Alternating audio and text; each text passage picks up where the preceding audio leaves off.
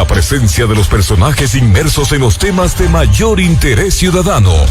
Nos acompañan ahora en Los Protagonistas. Los Protagonistas por Buenos Días, América. 7:02 ya estamos en el segmento de entrevistas de Radio América, Los Protagonistas. Está con nosotros ya nuestro primer invitado vía Zoom. Le agradecemos mucho la presencia del abogado Henry Cucalón, ex asambleísta por el Partido Social Cristiano, con quien vamos a tratar los temas de coyuntura política, como es esta pugna que existe al interior de la Asamblea Nacional, estos conflictos. Abogado, gracias por estar con nosotros acá en Radio América. Bienvenido, buenos días. Muy buenos días, como siempre, un enorme gusto compartir con ustedes, agradeciendo la oportunidad y saludando a todos quienes nos están escuchando. Abogado, bueno, usted fue asambleísta por mucho tiempo y quizás nos puede dar una visión un poco más clara de lo que sucede al interior de la Asamblea Nacional con este pedido de cierto bloque, de cierto grupo que insiste en el tema de evaluar la gestión de la presidenta de Guadalupe Llori y obviamente de los integrantes del CAL. ¿Esto es posible? ¿Esto se ha dado en ocasiones anteriores? ¿Cuál es su criterio al respecto? Toda labor de un funcionario, de un servidor público, de una autoridad pública siempre está sujeto a control, está sujeto a evaluación, está sujeto a crítica, inclusive para mejorar, para rectificar y al final de cuentas hacer causa común. Esto también es válido para un órgano colectivo, como es la función legislativa. Recordemos que hay varias diferencias con el Ejecutivo. Aquí todos los asambleístas están por igual, su labor es legislar y fiscalizar y tienen unas autoridades. ¿Quiénes son las autoridades de la Asamblea? El presidente o presidenta, 2 vicepresidentes y 4 vocales del Consejo de Administración de la Legislatura. Si usted me pregunta, se puede analizar e inclusive se puede cesar en sus funciones como autoridades a las personas que le he manifestado, por supuesto que sí. El procedimiento está establecido en la ley, en el artículo 18 de la misma, recientemente reformado al final de la legislatura pasada. Una de las personas que participó y tuvo iniciativa en el mismo para mejorar inclusive la redacción fue quien le está hablando. Entonces, hay que ver el para qué del tema. Si a cualquier autoridad, presidente o vocales del CAL, se la está responsabilizando de algo, hay algún problema, hay algo que está dentro de la ley, por supuesto que se lo puede hacer. Y la misma norma indica que se seguirá el mismo trámite, procedimiento y plazos que para cuando se tiene que investigar y destituir a una persona como asambleísta. ¿Ya? Eso significa que hay que presentar un requerimiento, una denuncia acompañado de firmas. La diferencia entre los dos trámites, cuando uno quiere destituirlo como asambleísta o como autoridad, es que como asambleísta ya existe una comisión de ética formada de carácter permanente. Y cuando es hacia la autoridad, se tiene que conformar lo que tanto usted ha escuchado en estos días, una comisión pluripartidista de 5 integrantes de diversas bancadas y corrientes políticas. Ahí es donde hay una diferencia. Y la otra diferencia es que para poder destituir a una autoridad, usted requiere mayoría absoluta, es decir, 70 miembros. Pero si usted quisiera destituirlo como asambleísta, ¿me explico? Necesita las 2/3 partes, que son 91. Corolario. Nadie está por encima de la ley. No hay ni el más sencillo de los trabajadores de la función pública hasta el más encopetado y con más potestades y responsabilidades. Ahora bien, el tema de fondo es el para qué y por qué. Porque mientras tanto, la colectividad, los ciudadanos, ustedes, los miembros de la prensa, se preguntan ¿y qué pasa con los grandes temas que le preocupan al país? Está bien controlar, fiscalizar, eso está bien, no se puede dejar pasar por alto ningún tipo de irresponsabilidad, pero al mismo tiempo se le exige a la Asamblea que sesiona, que debata, que represente fundamentalmente a los ciudadanos, que los ciudadanos se sientan identificados con las causas causas que promuevan o que defiendan. Ya, ahora, abogado. Hubo una sesión, la de creo que el 24 de febrero, en donde la presidenta Guadalupe Lloris, o sea, la presidencia fue impugnada.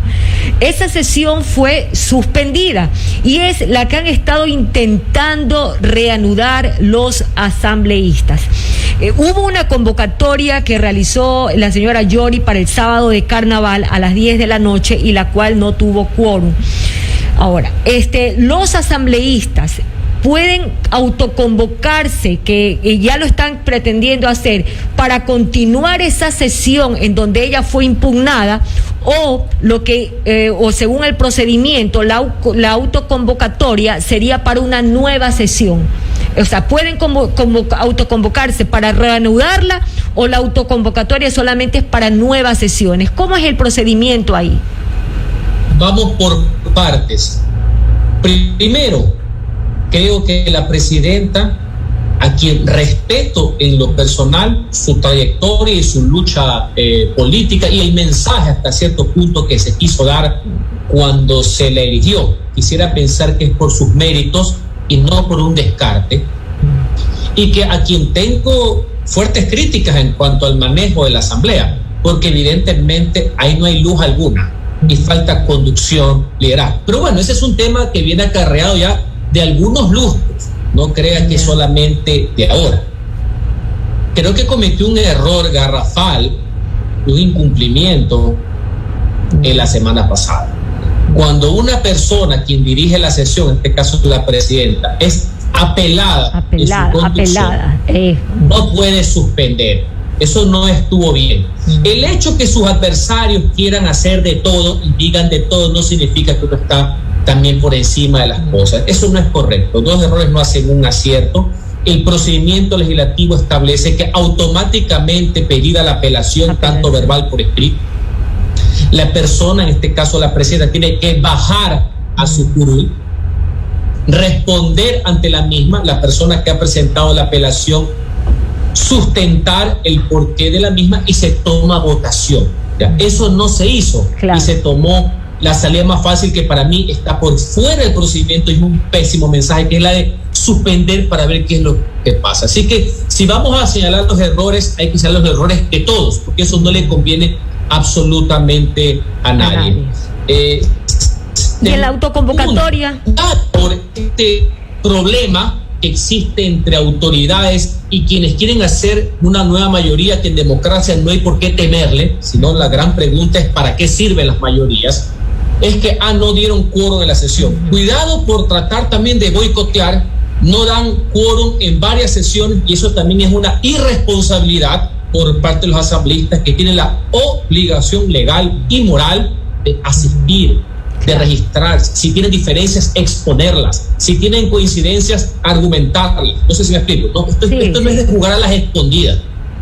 Tercero, los asambleístas pueden autoconvocarse, ¿sí?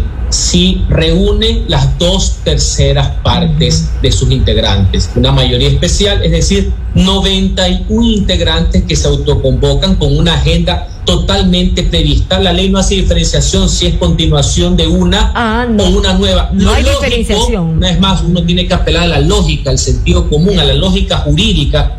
Es que debería ser para una nueva, por una nueva. Estás convocándote para algo superviniente, algo que no estaba en la coyuntura, algo que inclusive puede ser hasta de emergencia, me explico, algo que no está en la agenda ordinaria.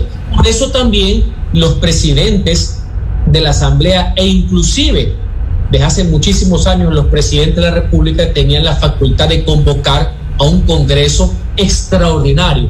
Ahora no es tan común, y le comento a ustedes que son comunicadores, se habrán dado cuenta que ya casi no hay sesiones extraordinarias.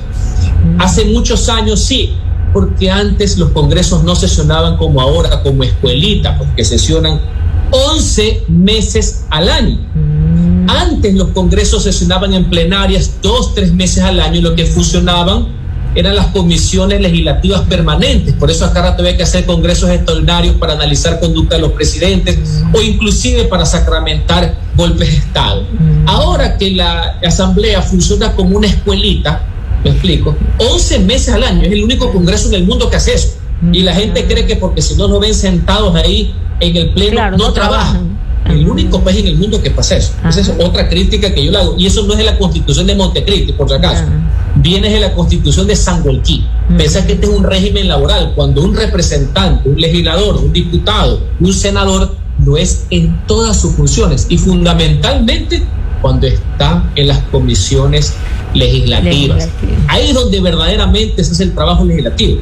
Ustedes, por si acaso, se han fijado, ustedes que son comunicadores, ustedes han visto reuniones del Pleno, del Congreso, del Senado de Estados Unidos. Ustedes lo han visto a cada rato hablando en el Pleno, lo han visto votando en el Pleno a los congresistas, salvo ahora que se reúnen para escuchar el discurso del Estado de la Unión.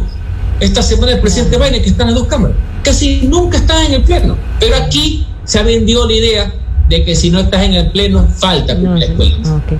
Abogado Cucalón, ¿cómo le va? Buenos días, Carlos Murrieta le saluda. Tal vez le puede recordar a la audiencia de Buenos Días América cuál fue el procedimiento legislativo para destituir a José Serrano como presidente de la Asamblea, porque durante las últimas semanas se lo ha estado tomando mucho como referencia ante la negativa de Guadalupe Llori de salir de su cargo y de negarse a ser examinada o evaluada, tomando en consideración que el objetivo de los principales cuestionamientos es observar el que no ha dado paso a proyectos de ley para derogar la reforma tributaria que está golpeando el bolsillo a los ecuatorianos. Pero ¿cómo se lo sacó a Serrano y cuál podría ser el procedimiento? Ya lo ha explicado con claridad usted esta mañana para de una u otra forma evaluar a Guadalupe Llori. Pero ¿cuál es ese antecedente? Bueno, el antecedente lo conozco bastante bien porque fui protagonista. Me imagino que por eso me hace la pregunta. Desde el punto de vista jurídico, el artículo 18 de la Ley de la Función Legislativa prevé en su numeral cuarto la facultad que tiene el Pleno de cesar, de destituir a sus autoridades. Claro. En esa época, marzo del año 2018, no estaba el procedimiento. Tanto es así que hace muchos años, a mano alzada, se lo instituyó del año 1990 de Roes Bucarán por obvias razones de los cencerazos, puñetazos del Congreso. Y en el año 2005 así se lo destituyó también al señor Omar Quintana. Mayorías evidentemente que cambiaban. Es público y notorio el hecho mediante el cual se lo llevó a un proceso al señor José Serrano. Personaje de una calaña muy particular, y cuidado, caemos en la trampa de querer compararlos como personas. Yo puedo tener críticas a la conducción de señor Llori, pero sería algo artero, por decirlo menos, comparar con un personaje de ese calibre, ¿ya? Personaje nefasto para la democracia ecuatoriana, nefasto totalmente. A esa zona, pese a que no estaba en la ley, pero como uno tiene que actuar con lógica, se le dio, pues, en una resolución que aprobó el Congreso, se le dio el derecho a la defensa y se lo citó, se le dio un plazo de varios días para que vaya y explique su accionar en esa relación sinuosa que tenía con su ex compadre, el señor ex fiscal general, por todos estos audios que salieron, que lo único que revelaron en público es lo que todo el mundo sabe. Ese procedimiento que tenía el caballero, a quien esa mayoría de entonces, la del correísmo y el leninismo, lo nombró presidente de la Asamblea, y en sueños de perro pensaban que podía ser hasta presidenciales, para que vean dónde llegó a estar el país al año 2017. Al señor fue una audiencia en el mismo Congreso, se le respetó el derecho de defensa, balbuceó porque eso nunca sabía ni siquiera hablar, y después de eso se convocó una sesión, se motivó, se presentó una resolución, yo fui el interpelante y con 103 votos fue destituido de su carácter de presidente de la Asamblea Nacional, no como asambleísta, porque será otro trámite que está absolutamente arreglado a la época. Tiempo después, en una oda a la audacia, por decirlo menos, la mayoría que tenían ahí lo nombraron presidente de la Comisión de Legislación y Estructura del Estado, de Justicia, al cual yo evidentemente también me negué y no voté porque había que ser consecuente. En cuanto al trámite de ahora, el principio es el mismo. Cualquiera puede ser analizado, cualquier persona, presidenta, vicepresidentes y vocales del CAL.